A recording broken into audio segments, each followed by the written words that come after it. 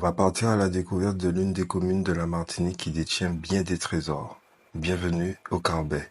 Une commune paisible et tranquille nichée entre mer des Caraïbes et montagnes verdoyantes. Si vous aimez l'histoire, les paysages époustouflants et les traditions créoles vibrantes, alors préparez-vous à explorer cet endroit empreint d'authenticité et de charme situé sur la côte nord Caraïbe de la Martinique. Le Carbet est bien plus qu'une simple commune en Martinique. Elle est un témoin privilégié de l'histoire. Laisse-moi te raconter deux scènes marquantes qui se sont passées ici même. Et pour cela, on va remonter le temps. On prête la découverte de la Martinique en 1502 à Christophe Colomb. Mais il est en fait plus probable que ce soit Alonso de Oqueira qui découvrit l'île en premier en 1499. Avant 1635, l'île ne fut qu'un point de passage bref pour les Européens. C'est en 1635 que les Français s'installent sur l'archipel, décimant la majeure partie de la population autochtone. Suite à l'installation de la toute première colonie de Martinique, les premiers sites français sont bâtis, dont le fort Saint-Pierre et la ville Fort-Royal, qui deviendra ensuite Fort-de-France. Admettons qu'en 1502, Christophe Colomb pose le pied sur cette terre luxuriante pour la première fois. Imagine-toi son étonnement en découvrant pour la première fois ces paysages spectaculaires et regorgeants de ressources. Et accueilli par les Arawaks qui ont vécu dans l'archipel caribéen du IVe siècle au XVe siècle avant Jésus-Christ. On parle de génération. Les Arawaks, eux, ont un mode de vie basé sur l'agriculture, la pêche et la cueillette. Ils s'installent près de cours d'eau, principalement sur la côte atlantique de l'île, où le sol volcanique est fertile. Leur alimentation repose sur le manioc, qui était un élément essentiel de leur régime. Les Arawaks pratiquaient également la pêche et la chasse de petits animaux comme les iguanes ou les tortues.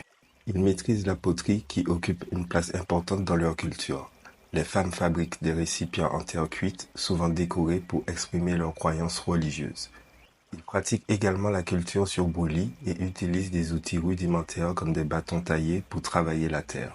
Les Arawaks, les groupes Taïno et Lokono, ainsi que d'autres groupes environnants, avant la colonisation européenne, avaient établi des sociétés complexes avec des systèmes agricoles avancés, des hiérarchies sociales et des traditions millénaires. Leur présence a influencé les paysages culturels et linguistiques des îles de la Caraïbe et probablement plus loin. Cependant, l'arrivée des Européens au XVe siècle a entraîné des conséquences dévastatrices. Les Arawaks ont souffert de maladies dues au travail forcé et de l'oppression violente, ce qui a considérablement réduit leur population. Malgré cela, leur héritage perdure dans la culture caribéenne, notamment à travers la langue, les noms de certains lieux, la cuisine et les traditions. Aujourd'hui, des efforts sont déployés pour préserver et valoriser l'héritage arawak, soulignant leur résilience et leur impact durable sur la région. Un monument à l'Anse-Turin rappelle ces événements. Le Carbet devient ensuite un des premiers foyers de peuplement français en Martinique. Grâce aux terres fertiles et aux vastes plantations de canne à sucre, la commune prospère et façonne le visage économique de l'île. Pour continuer notre voyage à travers le temps, direction l'habitation Anse-la-Touche. Un domaine colonial préservé où vous pourrez plonger dans l'univers des plantations du XVIIe siècle.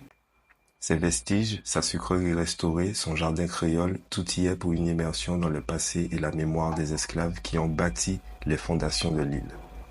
Le deuxième élément marquant au Carbet, c'est cette tombe très bien entretenue dans le cimetière. Je vous avoue que j'ai pris un peu de temps avant de la trouver, mais cette tombe est extrêmement bien préservée. L'une des légendes raconte qu'il s'agit de la tombe d'une femme espagnole morte sur un navire en route vers le Pérou à l'époque coloniale. Son corps aurait été ramené en Martinique et enterré dans ce cimetière. Une autre version évoque une tragédie liée au cyclone du 18 août 1881, où une femme espagnole, Madame Cafiolo, aurait péri avec ses 3 enfants. Le naufrage du vapeur américain, né White, aurait causé leur mort et leur corps aurait été retrouvé sur la plage de L'Anse-la-Touche. Le tombeau est orné d'une sculpture représentant une femme allongée entourée de 4 angelots en pierre. Ces éléments renforcent l'aspect symbolique et émouvant du monument. Il est inscrit au titre des monuments historiques depuis le 29 décembre 1978. Ce détail alimente les spéculations sur l'identité réelle de la dame espagnole et sur les circonstances de son décès. Le Carbet est aussi une destination idéale pour les amoureux de la nature. La majestueuse montagne Pelée domine la commune et offre un panorama spectaculaire. Les randonneurs peuvent emprunter des sentiers escarpés qui serpentent à travers la forêt tropicale. Une aventure où chaque pas te rapproche d'une biodiversité exceptionnelle. Le Carbet possède des plages de sable noir, vestiges des éruptions volcaniques qui ont façonné l'île. La plage du coin, avec son panorama sur la mer des Caraïbes et la montagne Pelée, est parfaite pour un après-midi en famille ou pour admirer un coucher de soleil en amoureux. Les fonds marins du Carbet regorgent de coraux éclatants, de poissons tropicaux et d'épaves mystérieuses. Tu te demandes encore pourquoi visiter le Carbet? Voici l'endroit incontournable de la commune. La distillerie Nesson, joyau authentique de la Martinique. La distillerie, située à l'entrée de la commune, est bien plus qu'une simple fabrique de rhum. C'est un symbole de tradition, d'authenticité et d'engagement envers une production artisanale de qualité supérieure. Fondée en 1932 par les frères Hildevert Pamphile et Jean Nesson, elle est l'une des dernières distilleries familiales de l'île et la seule à être encore gérée par les descendants directs des fondateurs. Ce qui distingue Nesson, c'est son attachement indéfectible au terroir. La distillerie cultive sa propre canne à sucre, principalement de variété canne bleue. Cette culture locale garantit une fraîcheur et une qualité exceptionnelle de matières premières. Le processus de fabrication est méticuleux en privilégiant les méthodes traditionnelles. La fermentation, la distillation et le vieillissement sont réalisés avec un savoir-faire transmis de génération en génération. La gamme de rhum Nesson est variée et prestigieuse. Des rhums blancs agricoles parfaits pour des cocktails aux rhums vieux, complexes et élégants.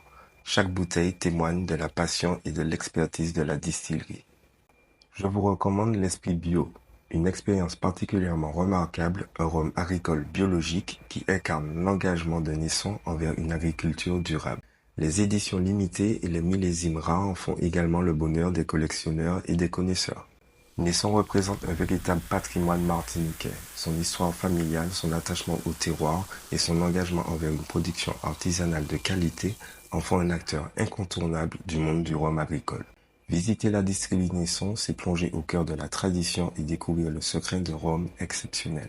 C'est un voyage sensoriel unique qui laisse un souvenir impérissable.